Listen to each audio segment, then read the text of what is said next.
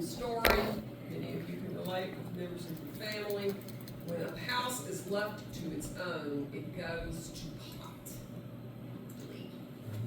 Especially if it's in a rural area, and in this instance, it only takes a squirrel, some kind of possum or varmint, or wildlife to start messing with your nest. Beverly Buchanan, once again, instead of the 4 shacks that are all brown, she has blown it up with color using oil pastel. A greasy marker. A lot of kids work with oil pastel. We have a bunch of oil pastels in our summer art program. This is a 60 by 60 inch drawing, very colorful, of Henrietta's yard, kind of inspired by this same concept of abandonment and nature versus a man-made structure. Speaking of Eastern and Asian artists, here we have Hokusai. And Japanese artists are fabulous with the bamboo brush and ink. And then here we have an ink and wash painting. When you take black ink and you dilute it with water, you get variations of gray, and we call that wash. You don't see any solid black ink, maybe just in a few little places. But that does not look like a graphite drawing. It's got watermarking. You know that that is a brush and wash painting. This is known as a cartoon, a caricature. And we know that caricature artists will find a feature about you and exaggerate it. And in this instance, look at Stogie, dandy with a cigar. Claude Monet is the artist. No, it is a caricature, which means distorting a feature. And then, of course, we have the digital art of manga artwork as a drawing tool. Last up in the chapter, we have alternative approaches to drawing. Here we have a drawing for the Transient Rainbow, which is a performance work of fireworks in the sky by Kai Guo Kang. He actually uses gunpowder on paper and ignites the drawings and lets the gunpowder make the marks on the paper. It's bizarre. You can Google him and see him with these performance drawings that he does. And then we have Eddie by Mia Perlman. It's paper and India ink, and she's cutting and drawing with scissors, and then literally suspending this huge drawing that's all in one piece and letting parts of it drape down like an eddy. You ever looked at an eddy of water? An eddy is a formation in a pool of water, usually in a circular formation. So that's kind of a bizarre way of drawing, but it is truly a very refined technique as perfected by Mia Perlman. Here we have a digital drawing. Notice it's an iPad drawing. It looks like a pastel drawing, but it's really done on a computer, which is not anything new about that now. It used to be. And it's it. That concludes our chapter on drawing. We went very quickly. You're mainly responsible for being able to identify the image with the media. Okay? And you should know something about charcoal. It's not made of graphite. It's made of burnt wood, right? And metal point is a stick of metal, usually silver.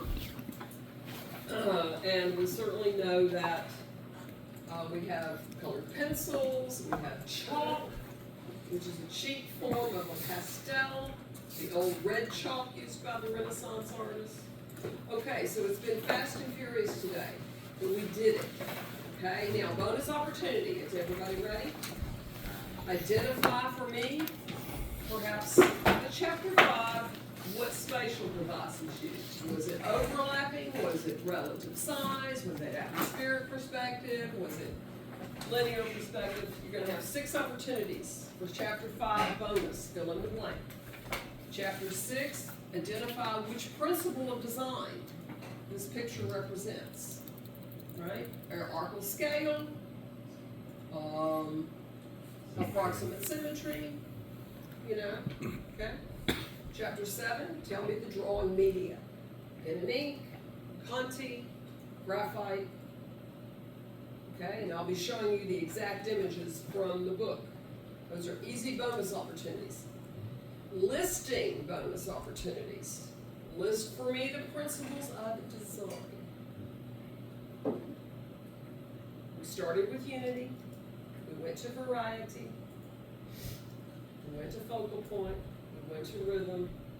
We went to scale, proportion. I'm leaving out something. Rhythm. Okay?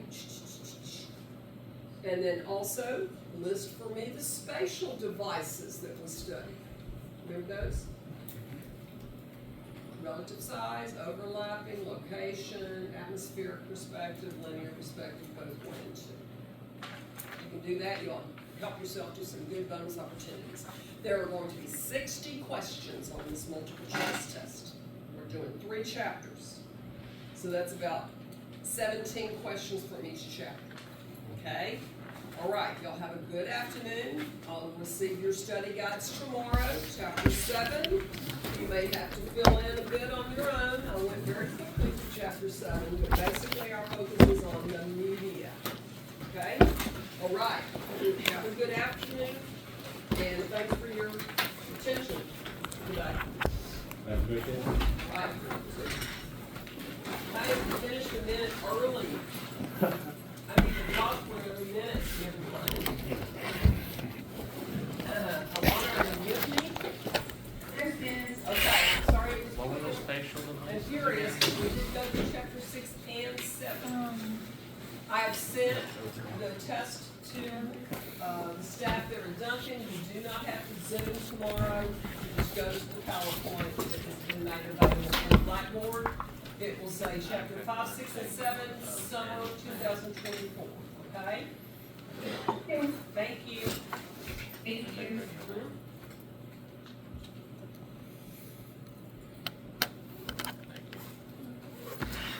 And we're doing the matching too, right? Yes. Okay. Do we have all the matching for the chapters? 5, 6, and 7, about 10 out of each chapter. Actually, there's only 8 no, I didn't have 10 in each. Did we get those times for sure? Yes, you did get them. If you don't have them, you can come up and give them to me. Passed them out multiple times. Hard copies. Okay? They're also posted there online. You have them signed.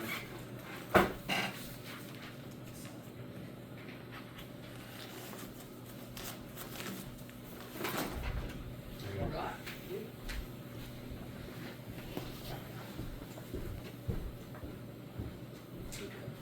5, 6, and 7.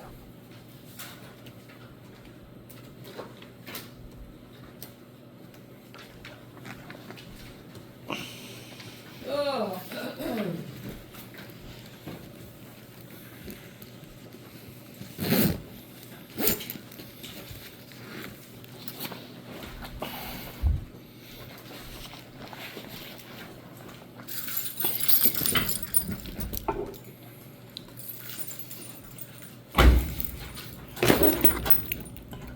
All right, Professor. Have a good day. Okay, you too.